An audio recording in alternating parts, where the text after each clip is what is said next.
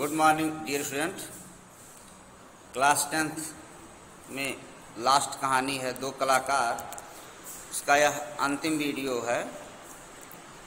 और पिछले वीडियो के माध्यम से हमने आपको अरुणा और चित्रा की घनिष्ठ मित्रता के विषय में बताया कि किस तरह एक हॉस्टल में रहते हुए दोनों में घनिष्ठ मित्रता है और चित्रा चित्रकारी को पसंद करती है, वह एक चित्रकार बनना चाहती है और अरुणा समाज सेवा करना चाहती है।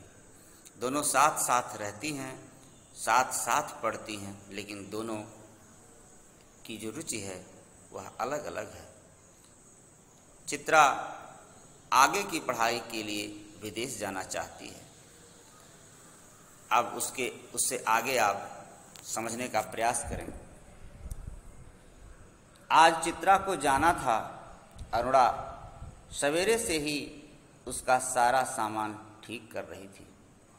एक एक करके चित्रा सबसे मिल आई, बस गुरुजी से मिलना रह गया था, सो उनका आशीर्वाद लेने चल पड़ी। वह सबसे मिल आई थी, केवल मतलब गुरुजी से मिलना बाकी रह गया। 3 बज गए थे पर वह लौटी नहीं। 5 बजे की गाड़ी से वह जाने वाली थी। अरुणा ने सोचा वह खुद जाकर देख आए कि आखिर बात क्या हो गई। तभी बड़बड़ाती सी चित्रा ने प्रवेश किया। बड़ी देर हो गई ना? अरे क्या करूं, बस कुछ ऐसा हो गया कि रुकना ही पड़ा। आखिर क्या हो गया ऐसा जो रुकना ही पड़ा? सुने तो 2-3 कंठ एक साथ बोले। गर्ग स्टोर के सामने पेड़ के नीचे अक्सर एक भिखारिन बैठी रहा करती थी ना। लौटी तो देखा कि वहाँ वही मरी पड़ी है और उसके दोनों बच्चे उसके सूखे शरीर से चिपककर बुरी तरह से रो रहे हैं। जाने क्या था उस सारे दृश्य में कि मैं अपने को रोक नहीं सकी। एक रफ सा स्केच बना ही डाला, बस इसी में देर हो गई। 4:30 बजे चित्रा हॉस्टल के फाटक पर आ गई, पर तब तक अरुणा का कहीं पता नहीं था। बहुत सारी लड़कियां उसे छोड़ने स्टेशन तक भी गईं, पर चित्रा की आंखें बराबर अरुणा को ढूंढ रही थी। 5 भी बज गए। रेल चल पड़ी, पर अरुणा न आई सो न आई। विदेश जाकर चित्रा तन मन से अपने काम में जुट गई। उसकी लगन ने उसकी कला को निखार दिया। विदेश में उसके चित्रों की धूम मच गई। भिखारिन और 2 अनाथ बच्चों के उस चित्र की प्रशंसा में तो अखबारों के कालम भर गए। शोहरत के ऊंचे कगार पर बैठे चित्रा जैसे अपना पिछला सब कुछ भूल गई। पहले वर्ष तो अरुणा से पत्र व्यवहार बड़े नियमित रूप से चला, फिर कम होते होते एकदम बंद हो गया। पिछले 1 साल से तो उसे यह भी मालूम नहीं कि वह कहाँ है। अनेक प्रतियोगिताओं में उसका अनाथ शीर्षक वाला चित्र प्रथम पुरस्कार पा चुका था। जाने क्या था उस चित्र में जो देखता चकित रह जाता। 3 साल बाद जब वह भारत लौटी तो बड़ा स्वागत हुआ उसका। अखबारों में उसकी कला पर, उसके जीवन पर अनेक लेख छपे। पिता अपनी इकलौती बिटिया की इस सफलता पर बहुत प्रसन्न थे। दिल्ली में उसके चित्रों की प्रदर्शनी का विराट आयोजन किया गया। उद्घाटन करने के लिए चित्रा को ही बुलाया गया। इस तरह चित्रा नाम शोहरत सब कमा रही थी। उसकी प्रसिद्धि दूर दूर तक फैल रही थी। उस भीड़ में अचानक उसकी भेंट अरुणा से हो गई। रूनी कहकर चित्रा भीड़ की उपस्थिति को भूलकर अरुणा के गले से लिपट गई। तुझे कब से चित्र देखने का शौक हो गया रूनी? चित्रों को नहीं, चित्रा को देखने आई थी। तू तो एकदम भूल ही गई। अरे ये बच्चे किसके हैं? दो प्यारे से बच्चे अरुणा से सटे खड़े थे। लड़के की उम्र 10 साल की होगी तो लड़की की कोई 8। मेरे बच्चे हैं और किसके? ये तुम्हारी चित्रा मौसी हैं, नमस्ते करो। अपनी मौसी को अरुणा ने आदेश दिया।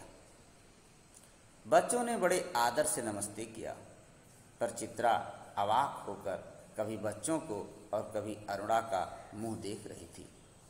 तभी अरुणा ने टोका, कैसी मौसी है, प्यार तो कर। और चित्रा ने दोनों के सिर पर हाथ फेरा प्यार का। अरुणा ने कहा, तुम्हारी ये मौसी बहुत अच्छी तस्वीरें बनाती हैं, ये सारी तस्वीरें इन्हीं की बनाई हुई हैं। अरुणा ने उन बच्चों से चित्रा का परिचय करा रही है। आप हमें सब तस्वीरें दिखाएं मौसी, बच्चे ने फरमाइश की। चित्रा उन्हें तस्वीरें दिखाने लगी। घूमते घूमते वे उसी भिखारिन वाली तस्वीर के सामने आ पहुंची। चित्रा ने कहा, यही वह तस्वीर है रूनी, जिसने मुझे इतनी प्रसिद्धि दी। ये बच्चे रो क्यों रहे हैं मौसी? तस्वीर को ध्यान से देखकर बालिका ने पूछा। इनकी माँ मर गई है, देखती नहीं, मरी पड़ी है, इतना भी नहीं समझती। बालक ने मौका पाते ही अपने बड़प्पन और ज्ञान की छाप लगाई, मतलब बुद्धिमानी का उसने परिचय दिया। उस चित्र के विषय में वह अपनी बहन को बताया। ये सचमुच के थे मौसी? बालिका का स्वर करुण से करुणतर होता जा रहा था, मतलब वह अत्यंत दुखी हो रही थी। और सचमुच के बच्चों को देखकर ही तो बनाई थी यह तस्वीर। मौसी, हमें ऐसी तस्वीर नहीं, अच्छी अच्छी तस्वीरें दिखाओ, राजा रानी की, परियों की। उस तस्वीर को और अधिक देर तक देखना बच्चों के लिए असह्य हो उठा, मतलब सहनीय नहीं था। बच्चों के हृदय में पीड़ा, दुख, कष्ट के भाव जग रहे थे। तभी अरुणा के पति आ गए।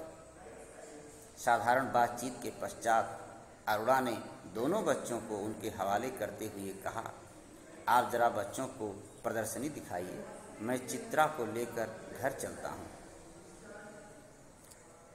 बच्चे इच्छा न रहते हुए भी पिता के साथ विदा हुए। चित्रा के दोनों बच्चे बड़े ही प्यारे लगे। वह उन्हें देखती रही। जैसे ही वे आंखों से ओझल हुए, उसने पूछा, चित्रा ने अरुणा से पूछा, क्या पूछा? सच सच बता रूनी, ये प्यारे प्यारे बच्चे किसके हैं? कहा तो मेरे, अरुणा ने हंसते हुए कहा। अरे बता ना, मुझे ही बेवकूफ़ बनाने चली है। एक क्षण रुककर अरुणा ने कहा, बता दूं? और फिर उस भिखारिन वाले चित्र के दोनों बच्चों पर उंगली रखकर बोली, यही वे दोनों बच्चे हैं। क्या? चित्रा की आंखें विस्मय से फैल गई, मतलब फैली रह गई। आश्चर्यचकित हो गई चित्रा। क्या सोच रही हो? क्या सोच रही है चित्रा? कुछ नहीं, मैं सोच रही थी कि, पर शब्द शायद उसके विचारों में खो गए। यही मन्नू भंडारी की यह कहानी दो कलाकार समाप्त होती है, किंतु इस कहानी की मार्मिकता को समझना आवश्यक है। कहानीकार ने दो सहेलियों के माध्यम से, एक हॉस्टल में रहने वाली अरुणा और चित्रा के माध्यम से, अध्ययन करने वाली छात्रा के माध्यम से उनके हृदय की भावनाओं को रेखांकित करने का कितना अनूठा प्रयास किया है। एक तरफ चित्रा निर्जीव चित्रों को बनाकर नाम और प्रसिद्धि कमा रही है, वहीं दूसरी तरफ अरुणा मानव की सेवा, समाज सेवा करते हुए उन अनाथ बच्चों की सेवा में अपना समय व्यतीत कर रही है, अपना धन व्यतीत कर रही है। उसे पद, प्रतिष्ठा, ऐश्वर्य से कोई मतलब नहीं। उसके हृदय की भावना को लेखिका ने रेखांकित करने का प्रयास किया है।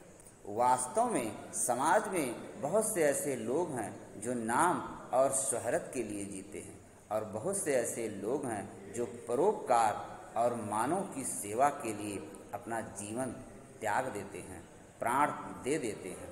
समाज में ऐसे कर्तव्यनिष्ठ कलाकार को पहचानने की आवश्यकता है। सच्चा कलाकार वही है जो मानव हृदय की पीड़ा को समझे, जो परोपकार कर सके, जिसे ऐश्वर्य पद प्रतिष्ठा ही महत्वपूर्ण न लगे, बल्कि उसे मानवता में रहते हुए प्राणियों की रक्षा करना, उसकी सेवा करना भी उसका कर्तव्य होना चाहिए। इस तरह से लेखिका ने बहुत ही सूक्ष्म ढंग से मानव हृदय की वेदनाओं को रेखांकित करने का प्रयास किया। एक तरफ चित्रा विदेशों में जाकर उन गरीब बच्चों के चित्रों को बनाकर अपना नाम कमाती है, दूसरी तरफ उन्हीं गरीब बच्चों को, उन्हीं अनाथ बच्चों को जिसकी माँ मर गई, जो भिक्षाटन करती थी, उनका पालन पोषण करते हुए कहानीकार ने मानवीय संवेदना को झकझोरने का प्रयास किया है। यह कहानी बहुत ही हृदयस्पर्शी है और यह कहानी अब समाप्त हुई। धन्यवाद।